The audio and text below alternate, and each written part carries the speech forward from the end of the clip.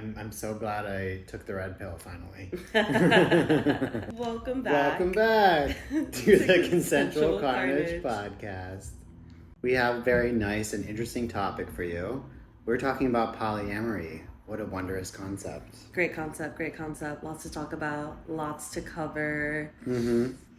Go over some of our own personal experiences, maybe get into some tips and tricks. So, how did you discover that you were initially polyamorous? I think the first time I thought I was polyamorous was probably in high school. Me and the partner I had at the time were having three-ways and just always doing real kinky shit that I'm doing now, basically. Kinky even. Yeah. Oh, yeah. So you discovered both that you were poly and kinky with this relatively early. Yeah, we just weren't doing any of it think? right. 15. 15. I was young. Damn. This was my first partner. Wow. I was losing my virginity at 15. You were doing kink. No, okay, well, see, we probably got more kinky at 16. Also, this is so bad for me to kind of admit, I feel like. But this is the reality. Unfortunately, I dated someone who was much older than me. To be honest, it's part of why we're doing this podcast, I think, because 100%. So many people get misinformation, just like watching Which is porn totally or whatever. My journey. Yeah, and they end up starting to, before they understand the concepts behind polyamory or kink, just because you've seen this in some porn. So hopefully by putting some media out there that does have more mindful information, that should help out with some of that stuff. Definitely. So go ahead, your kink journey. Yeah, but I think finding out I was poly, I sort of had a feeling in high school, even though we didn't have the language, we weren't 100% sure. And it wasn't until that relationship was over, read a couple books, took a couple of woman studies classes, and realized that I'm queer as fuck, and that I'm probably the stereotypical bisexual in my mom's eyes, where I'm a slut, so I'm poly. Okay. Fair. A 2 pebble stone, kind of in high school, but then more so in early 20 adolescent years. Okay. What about you? Personally, I didn't really discover that I was poly or kinky until much later in life, to my mid-30s, basically. But there was always kind of signs and implications earlier in my life. I feel like that's how a lot of people it is. When you discover that you're kinky, you realize that it's like a rabbit hole. Oh, yeah. It's maybe that's why I had these feelings before and I just didn't understand how to define them. Yeah. And that definitely happened for me. But I feel like one of my earliest memories of being inclined towards poly is, I don't know if anybody's seen this, but there's an Oliver Stone movie called The Doors, and it's about the band The Doors from the 60s. And in this movie, Jim Morrison and his partner have this kind of relationship where, looking back at the movie, it wasn't necessarily poly because I don't feel like there was the kind of communication that you really need to have a real poly relationship. But they were kind of open. In the movie itself, there would be scenes where Jim would go off in another room with somebody else, and then his wife would also do the same thing. Cute. And this was one of the I know, right? This is I feel like one of the first times that I ever even witnessed some sort of dynamic like that actually worked. Yeah. Because they were still together as they were still in a relationship, but they did sleep with other people. And at the time I was this is what I want. This is what I've been looking for. But I had no idea how to express that or how to find that. And it took me years until I found another person that was also open to being open, and that I had some examples in my life of how that could actually work, that I actually started practicing poly. To answer the question, it would be high school also. Okay. When I first... When you saw the movie?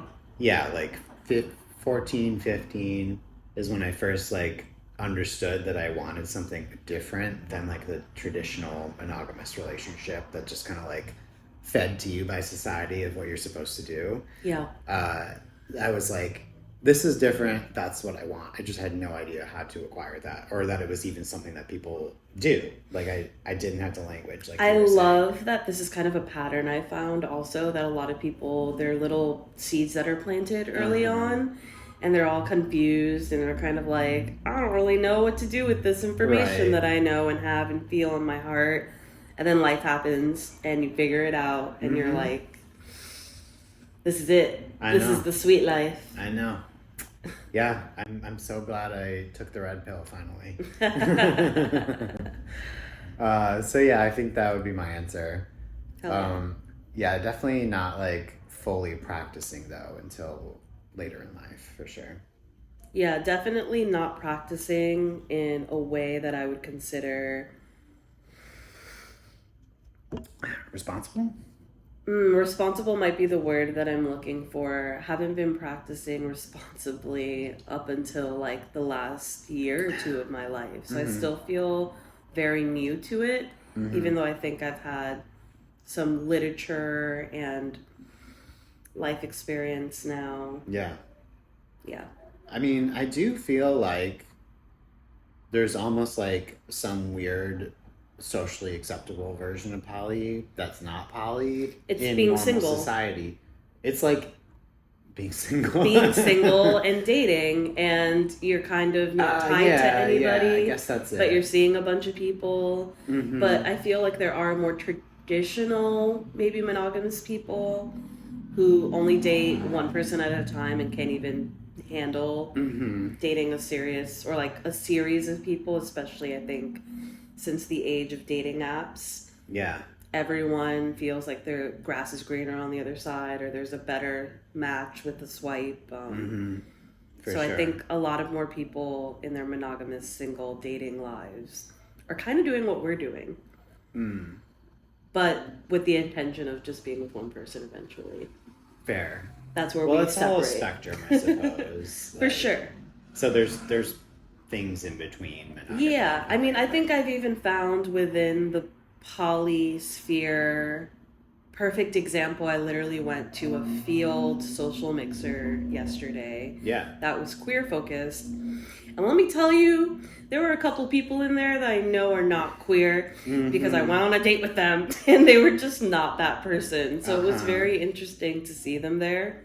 Obviously, they're using the app, so they probably found out about the event. They also know that queer people do it better, so they were like, of course I want to meet someone who's queer. Okay.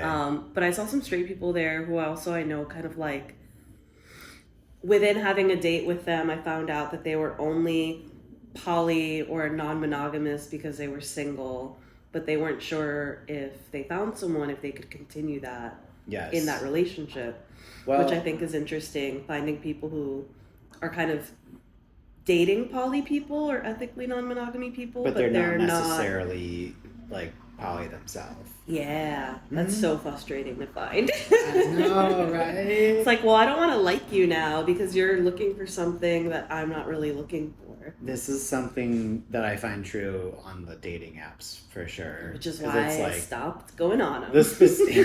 I feel like the dating apps is not like specific enough. Or it's like if you're on like one that's more monogamous, you kind of are like pushed to the side or something. I think we're also in a really crazy timeline right now where a lot of people who are on dating apps aren't really looking for anything serious, even when they say that they might want something serious. Most people just want to fuck around or are lonely, don't want to deal with whatever they're dealing with in life, and are looking for an escape, to be honest. Yeah, that's true. I mean, there are literally so many different reasons people go into poly. Yeah. But I think there's like two versions of poly that's not actually poly. One is the kind of socially acceptable version, which is like dating around, where like kind of what you're just saying, where you're like, you're not necessarily like with one person, but you're not necessarily doing poly, which is like you're intentionally seeing multiple people. Correct. It's kind of more just like dipping a toe in to see how it works out, which I feel like this is something. Okay, so I've been rewatching Sex and the City. Oh my God, stop it, because I literally today was like, I think today will be the day I start on episode 1. Oh shit, no way. But I didn't. I think I have there's just a lot happening this weekend. It's not today. Well, continue. I have to say, just like any other show from like the late 2000s or like early 2000s, 90s that I watch, there's always things I'm like, ugh. Yeah, like, cringe. However, it is like really funny to like watch it and look back and see like what their lifestyle is like. And that's kind of what they do, where they're like, they're not technically poly people, but they're just like kind of sleeping around. Yeah. You know? So I had a whole conversation with somebody about Sex and the City and how when it came out, it was so revolutionary for women specifically. But now looking back, it's like, oh my God, these people can't function without a man. Like half of the Which is also like another issue with just like TV. Yeah. And not being able to write a script without a man being in the center. Mm-hmm. But continue on your second point with Sex and the City. And I was going to say, so that's like one version of poly I feel like that exists outside of the poly sphere that's like semi-poly. Mm-hmm. And then there's like the one that's been, I feel like, been around since the dawn of time, which is like default poly, which is like, you know, your partner is cheating, but you're just kind of like accepting of it. Like you're like, oh, boys will be boys or something, you know, which I've seen more so than not, honestly. There's so many people who just popped up. Like that you can whack-a-moles, yeah. Yeah, so I feel like that's another version, unfortunately, which is like, you are poly, you're just not doing the work, really, and you're kind of just like, yeah, that's really it. And I think that's part of like, it's like a cultural thing too. 100%. Like in specific cultures even, I feel like it's like acceptable for husbands to have like a mistress or something, you know what This I mean? is off topic, but on topic. And I think I've told you this story already, that I found out that my grandmother on my father's side basically was polyamorous, which I think is insane because no one else in my family like purposely poly. Yes. Really? She knew that her husband had 2 other families. Wow. And was like happy about it. It was like, great. As long as you're, you know, helping us live and paying for bills, like go off. But it wasn't like the version of poly where she was just like basically accepting that her husband cheats on her. No, I think she was like happy he was gone and probably was seeing somebody, and it worked. Yeah, it worked for her. Mm-hmm. And it was Don't know how the other 2 wives or, you know, families felt about it, but that's what he was doing, and she knew, and she was accepting of it. Yeah. And I'm like, no one else in my family, I think, would agree with that. So it's very interesting because I agree that it is cultural and it's not. I feel like mine. Yes. But with that one relative. I think that if polyamory was just something that was just like completely socially acceptable, I feel like would probably be 60% of people. Mm-hmm. For sure. I feel like it's almost going more in that direction now. 100%. But also it's like somehow people are using it just more as an excuse to cheat in like the monogamous world, I feel. Like they'll use that as like, be like, oh, I'm poly. But really, you're just cheating. Yeah. I have seen both sides of the spectrum where someone will say, oh, but I'm poly. And then someone else who knows they're not poly and just is terrible and is cheating. Oh, man. I know, right? What are some of like the different kinds of poly that you come across? So most of my life experience, I would say, has been solo poly. But recently, I had a pretty big birthday party and invited all of my lovers, and they all came. And I realized that I had never been in a room with so many people that I have fucked or been intimate with. And they were all just like chatting with each other. And it was great. It was a great party. Everyone had so much fun. Mm-hmm. Some of them are friends now. And I just think it would have never happened if it wasn't for my birthday party. So It's interesting when I found the term birthday party poly, because it brought me back to my birthday party, and I was like, oh, I'm in a state of my life where I have multiple partners. So if I invite them all to a gathering and they all come, we're having a great time. And they don't really like mingle otherwise. Mm-hmm. But in this scenario, they're open and about it, and Love that. Yeah, that's a new one for me too. But I feel like for the most part, like I'm not having parties often. So it also doesn't really like suit me. I still feel like solo poly is. I guess it's referring to the fact that like these people specifically wouldn't really be hanging out if it wasn't for you. Yeah, I'm their hinge, basically. Exactly. That makes sense. Well, personally, I had been in like a long-term relationship up until pretty recently. So I was in, I guess it would be like partnered poly, right? Yeah. I was going to say hierarchical, but it wasn't hierarchical because it was, let's talk maybe a little bit about that. A hierarchical poly situation, I would say, is a poly relationship where the primary relationship is always going to be coming first over the other relationships in the poly dynamics. And I think for me personally, I feel like that a little bit it gives privilege to the primary partnership for one. Yep. I feel like it's kind of maybe a little more on the it could be on the more unicorn huntery side, where it's more about fulfilling just like the fantasy over making the connection. Yeah. I think. Yeah. I'm not saying that like all hierarchical poly is bad. Sure. I'm just saying maybe it opens up more chances for it to be like unfair or like. Sure. I think in a lot of my experience with seeing others in that kind of relationship and also being in that sort of relationship, it brought a lot of problems eventually. And what I've seen with other people is they either kind of disable that and it becomes not hierarchical, or they separate. So kind of, yeah.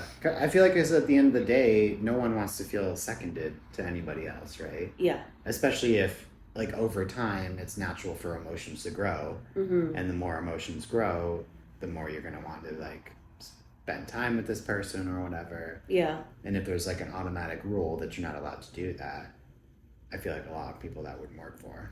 It does and it does work for some people, but I think it is kind of that descriptor of they're usually unicorn hunters, so they're not really getting those deeper intimate relationships. They're more one-off usually, so they're easier to maintain. It's easier to keep that hierarchical relationship going. Right, exactly. So what about, you said kitchen table poly? What's that? Kitchen table poly looks like everyone wakes up in this brownstone apartment and comes together for breakfast, dinner, or lunch, and they share about their day. Is that not like a polycule?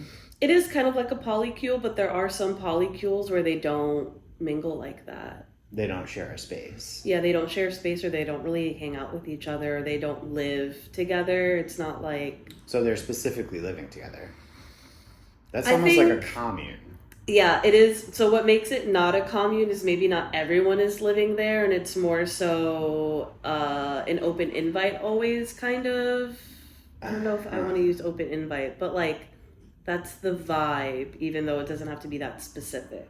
Would but they're basically Hacienda count as a kitchen table poly situation? I mean, it depends on your relationship and how that plays into it, but it could be, but also no.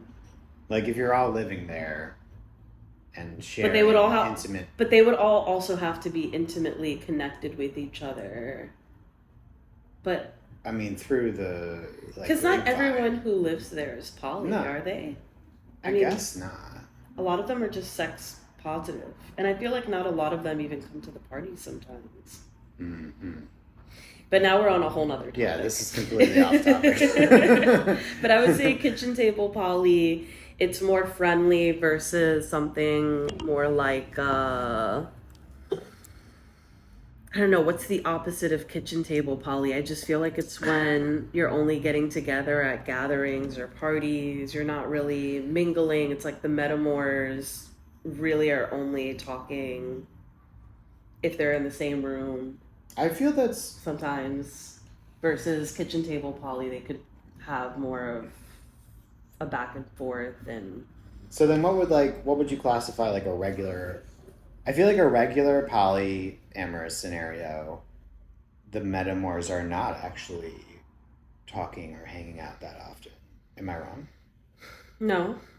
Because generally speaking, like you're meeting people from different backgrounds and different places, so like they might not necessarily cross over. I feel like the only scenario where they're going to cross over is if you're meeting all these people in the same community. True. You know what I mean? But sometimes you bring people from other like types of places. Like I know a couple who one partner's dating 3 separate people who they've met outside, and they've brought them into their relationship with their other partner. Okay. Who did not meet these people in any of those places. They just met them through their partner. Mm-hmm. Mm-hmm. And then there's... But they would consider themselves kitchen table poly because, like, they want to get together for Thanksgiving and have everyone together and I mean, we share. did that. Yeah, I know, I guess. But we're not kitchen table poly, really. No, we're just poly and, like, hanging out. Okay. There are a lot of, labels get complicated. There are a lot of them. You don't have to agree with them all. What I feel like it's kind of obvious in triads, quads, that's like a couple of 3. Yes, versus a couple of 4. Yes. Simpler language, simpler labels. Yeah. And that's a interesting one, I think. Oh yeah, I've seen a lot of triads go bad. Yes, I've been in a triad. I wasn't talking about yours, but like, know. It happens. No, I think that's. I'm sure there are a tricky. lot of triads and quads that still exist and are going strong, but it's similar. I feel like it's kind of like a DS dynamic, honestly, a 24/7 DS dynamic, which there's plenty of 24/7 dynamics that work for years and years.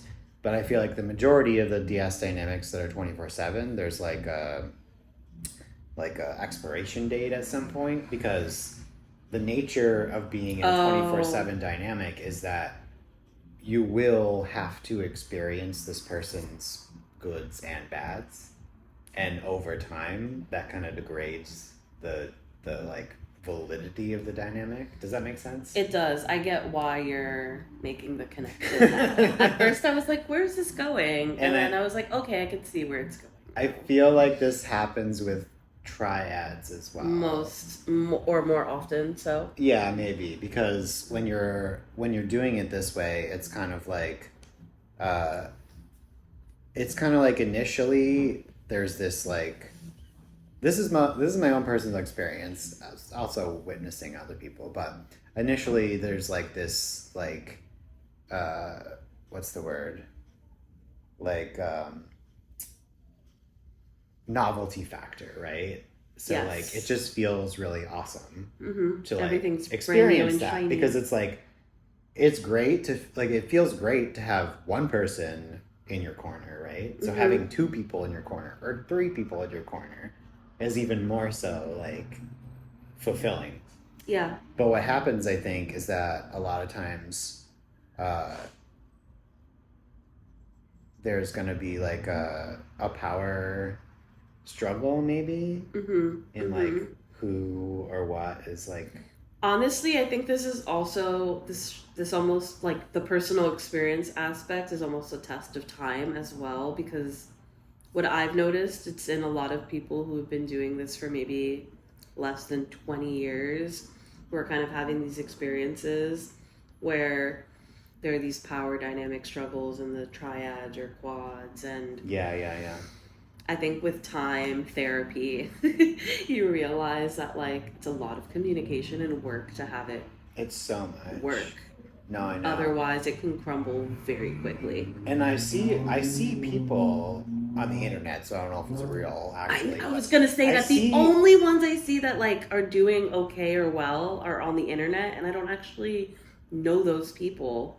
I've also seen like polycules functioning, well, quote unquote, because you don't know if it's real, but where there's like 5-6 people. I think that's the thing with the internet too, is everyone is polishing what they post. This is true. They're not sharing their arguments all the time. Mm-hmm. Because I am thinking about one person specifically who's in the porn industry.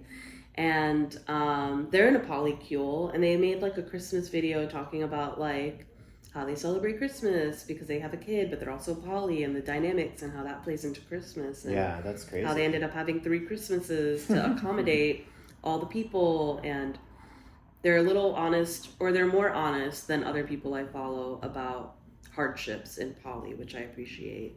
Yeah. Because sometimes people make it look like it's all dandy. And I'm like, all right, I'm so glad for you. I mean, yeah, like, it is hard work. It's a lot of work. Because it's really about communication. And communication with one person, just one person, is tricky. So involving 2, 3, 4, 5 people, whatever, 6, 7. Every time you add another person, that's another level. It's another line of communication that makes it it's like a game of telephone almost. Kind of, yeah. Or it could be. Not always, but it could be. And I feel that, I don't know if this is like human nature or whatever, but like when you get 3 or 4 groups together, I feel like there's a higher, this is true in just regular, I feel like, you know, congenial friendships too, where there's a tendency to pick sides. 100%. Where like if it's 3, there's 2 that are picking on 1, or if it's 4, it's like 2 against 2, or 3 against 1. Definitely have seen and witnessed this and experienced this in friendships, and have seen it in relationships. Yeah. So let's talk a little bit about the misconceptions that we have like in society. I think a lot of people don't think polyamorous people are jealous. And I think a lot of polyamorous people are jealous. Yeah. Of course, there's compersion, which for people who don't know, compersion is when you feel joy for your partner, for them experiencing, let's say, like a waiter flirting with them or something. Versus in a monogamous relationship, usually you might be a little jealous. That could be a big boundary. Yeah. So it's basically the concept of like feeling joy because you're seeing your partner experiencing joy. Yeah. Even if that's with another person. Yeah, and that's hard too. I think a lot of people sometimes think polyamorous people are just wired differently and not experiencing emotions the way all humans experience emotions, but the reality is that we do, and sometimes one relationship may feel easier than another, and that's valid. Well, I think it's like 2-pronged. It's like, if you're going to be polyamorous, you kind of have to accept the responsibility to process your emotions, instead of just straight up acting on them. Because I think that's the biggest difference when you talk about jealousy and polyamory versus jealousy and monogamy, where, not that you can't have it in monogamy ever, but you're giving yourself the space and time to process these emotions rather than feeling them and then acting on them immediately. And I think that's really the key to being able to deal with jealousy. Yeah. With jealousy or any other emotion for that matter. I think that's one of the biggest lessons that I learned from like being polyamorous is like giving myself the space to process the emotions before actually, bringing them up to my partner. Yeah, and just like blatantly kind of exploding. Yeah, exactly. Not reason, but just reflection on what do you want the resolution to be in going forward with this conversation and bringing it up. Or sometimes I'll just like even realize that the emotion was petty and there's no need to even address it. That too. Yeah, these are all real things that happen. Yeah, I mean, I think that in order to be a polyamorous person, you do have to, like, successfully, you do have to have a pretty good handle on, like, who you are and what you want. 100%. Because in a sense, it's all about communication. If you can't communicate those things to your other partners, that's where miscommunication comes in, and that's where, things end up going pear-shaped. Pear-shaped. Yeah. Hey, you don't know that one? It's an English term. I love that term. I get it, but I was like, oh wow, I haven't heard that one in a minute. Okay. I'm bringing it back. Hell yeah. She's going pear-shaped, Mike. How has your experience been with metamors? Well, that's a good segue because I think that's like the main source of jealousy, right? Is other people in the relationships that you're in with them. Yeah.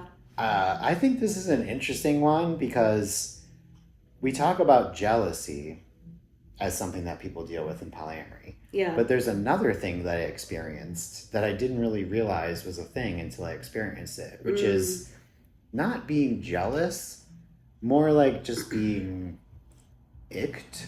Ooh. You know? It's like...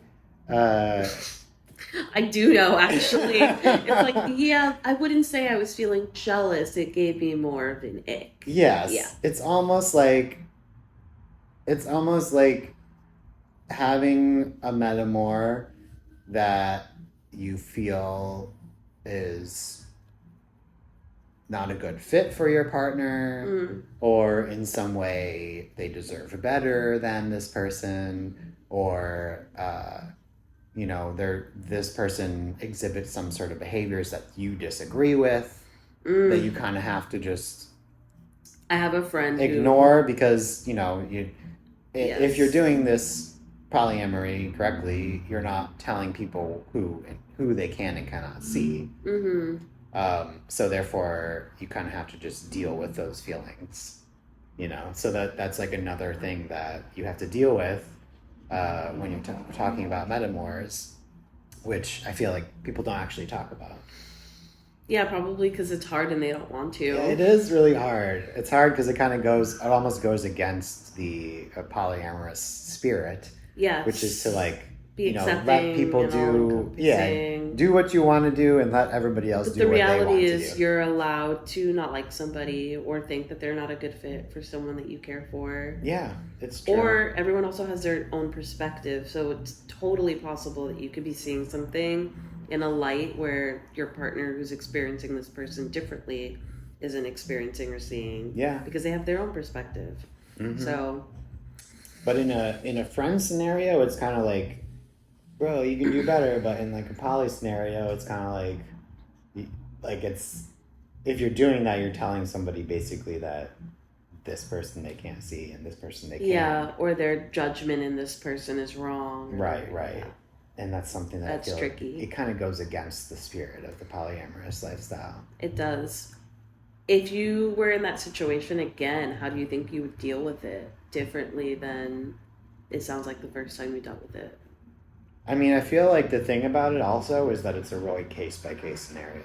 True. It's kind of like, who is this person? What are they doing? Like, how much tolerance do I have for it? You know? Because a lot of times it's kind of just like they're fine. So it's kind of like not really something that bothers you, right? Sure. So I feel like it would really be a case-by-case scenario. That's fair. I think we got off track a little bit. Let's go back to misconceptions that society has for polyamory. So I would say, I think a lot of people would assume that if you're polyamorous, that just means that you're a cheater. 100%. And that's your choice as a lifestyle.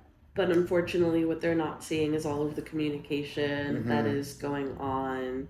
So in reality, we are not cheating. Right. It's kind of really the big one. For sure. Also, I would say people might think that this goes for bisexuality too, that you're just greedy. That you're just you're insatiable and you don't want to say no, or you're a sex addict or something like that. And to those people, I say, you may be jealous. Right.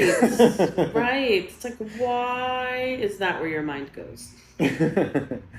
I feel like if you're a responsible adult and you're making decisions with other responsible adults who are consenting. Yeah, consenting and having proper communication, that's reasonable. Very reasonable. Yeah, there's nothing wrong with doing that. It's not something that you need to cut yourself off from. No one should cut themselves off. No. At least that's what I think. But we only have one chance to be on this planet, so why would you want to limit yourself while you have this time? And this is why we are polyamorous and enjoy really, life. Polyamorous is the most Christian thing you can do. It really, really is, though. Going along with that, I would say that a lot of people just think that polyamory is just like innately immoral. Kind of like the cheating thing. Mm-hmm. But again, it's like they don't understand the communication factor involved. And I think also historically, there have been a lot of, well, I think it's actually a mixed bag, but there are examples, at least in animals, where they're pretty polyamorous. Oh, yeah, for sure. Although I don't know if I'd use animals as an example because they can be brutal as fuck. Sure. But even in lifetimes, like maybe in human development, there's definitely been documentation of polyamory. Yeah, absolutely. Successful polyamory. Mm-hmm. Well, that's a good point. I feel like maybe some people might think that polyamory is innately sexist. Kind of going back to what I was talking about. Well, I think a lot of people who think polyamory is sexist also mix it up with like polygamy, and it's different. Right. That's kind of what I was going to say is like going back to what I was saying before about having relationships where like it's socially acceptable for the husband to have a mistress or whatever, and the wife just has to like deal with it because that's what men do or whatever, you know. So I think that's probably where that line of thinking would come from. 100%. Man, misconceptions. I know. I mean, that's really a big part of polyamory, why communication is so important. Because without that, you can have misconceptions. And as well. That's when you can hurt people and not have a successful relationship. I mean, you need the communication for it to work. 100%. I feel like if we were to give advice for attempting successful polyamory, communication would be at the forefront. Yes, absolutely. When I was in a 24/7 DS dynamic, this is not polyamory, but it kind of, kink and polyamory have that in common where communication is like at the top. Yeah, it's core. Yes, exactly. So when I had a 24/7 DS dynamic, we would have monthly check-ins, and then we would also have weekly check-ins. So we would have like a constant communication basically. And during these check-ins, we would go over. We had a contract that I wrote up. So we would go over the contract, make sure everything in there was still cool. Everybody was in agreement about everything that was still happening. Maybe we wanted to add something or subtract something. Mm-hmm. And then it would just be like kind of a mood thing, like where are you at right now? Like what are your goals for the future, like upcoming week or whatever. Yeah. So it was really all about communication, and that's true in polyamory too.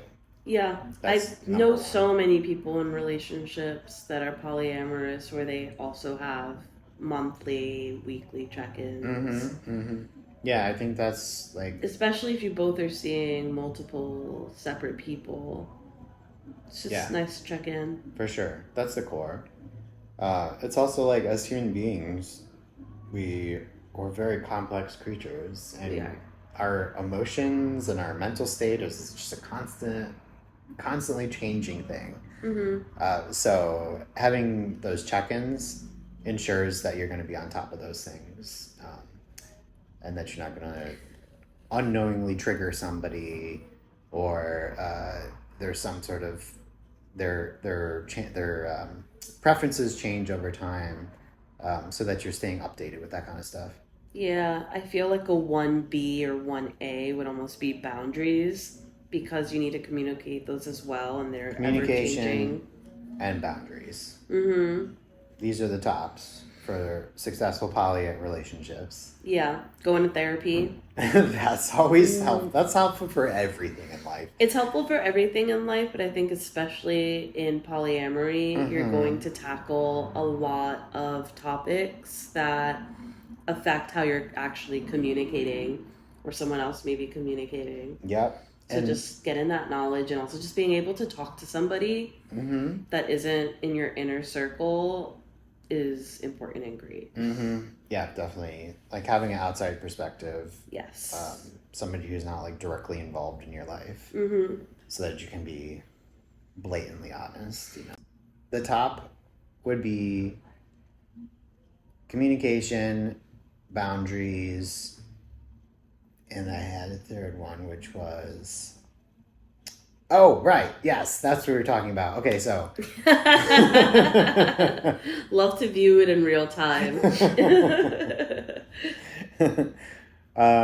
Therapy. That's what we were talking about. Yeah, that's literally what we were talking. I didn't realize it was that soon. I would have mentioned therapy, but continue. Yes, therapy. Going to therapy helps everything, but particularly therapy is important when going into polyamory, because polyamory itself, like just doing polyamory, can trigger some of these internal things. Yes. Because it's kind of, I feel like it's the type of thing where it's like, the more mirrors you have reflecting you, the harder it is to hide from like your internal things that you may not be dealing with. Yes. So having polyamorous relationships could bring this up, and then having a therapist immediately accessible for you to deal with these things that you're bringing up will only increase your chances of success. 100%. In polyamory and in life in general. Love my therapist, and I thought about getting a second one, and I'm like, maybe that's excessive.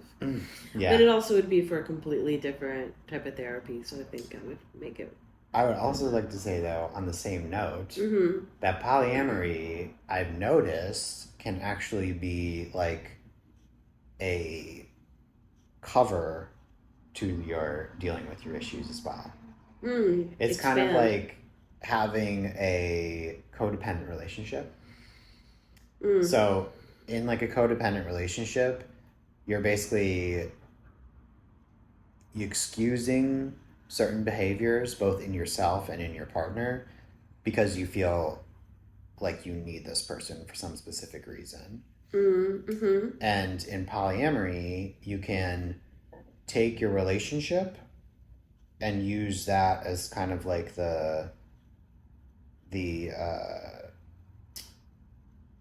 you can take a relationship and use that as like a distractor from dealing with your own issues. Does that make sense? It does. It's kind of what I was thinking about when I had mentioned keeping your own autonomy in a way and not leaning on your relationship. Okay. So this is what it is. I've witnessed in some polyamorous relationships, it can be more about fulfilling a drive than having a connection. Does that make sense?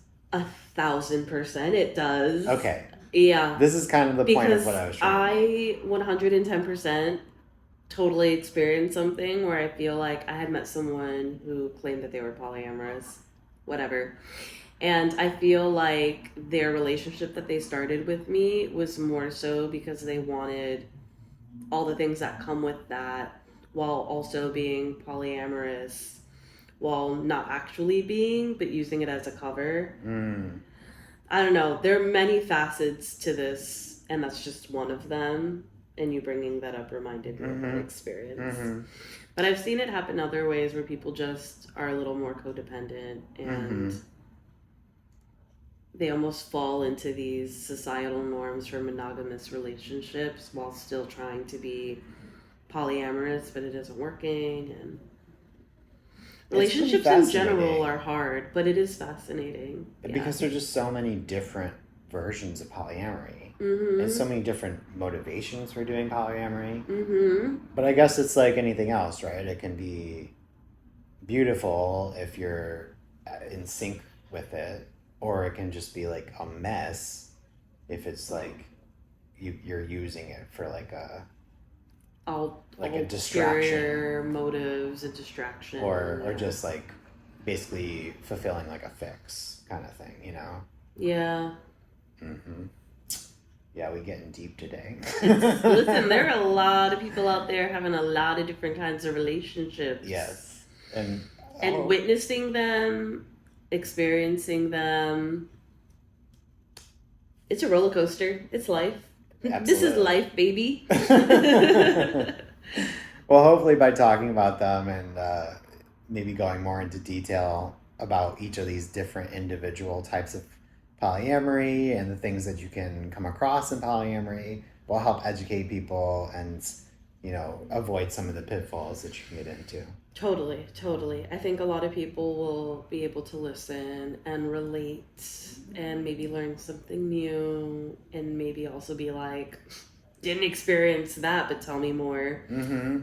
I mean, I wish I knew some of this stuff going in. Oh, 100%. I didn't know any of it. I think a lot of people today, or more so maybe the people who haven't been doing it for 20 plus years, don't or didn't have those resources because there aren't that many resources. There are no examples in media. There are no good examples in media. No. So it feels very, it doesn't feel like it's achievable or obtainable at all. Like now the world is different. The world's different now. The world's brighter. Mm-hmm. And we have like the technology, like people can give workshops or whatever. So there's the information so can many be out good there. workshops. It's the information age, right? So we actually have the information out there and language to use to actually have like direction going down these roads. Yeah, sharing our stories is important for others and just like resonating, finding peace and sharing our peace. Oh, lovely. I think that's a good note to go out on. Right? Well, until next time This was Consensual Carnage. Beow, beow, beow, beow. The podcast. Honestly, this is just our personality. I feel like it works best as an exit. We don't need no theme song. It's just every time. We'll just come in like, wah, wah. Literally us.